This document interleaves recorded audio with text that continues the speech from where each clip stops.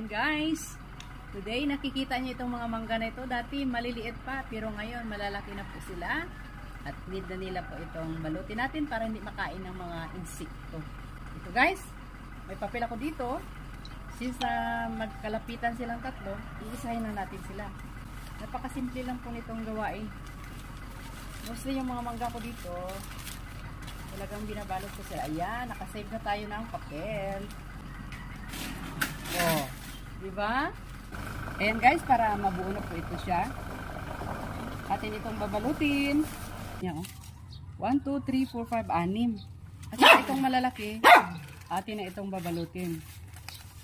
Ayan. Diba? Napakadali lang balutin.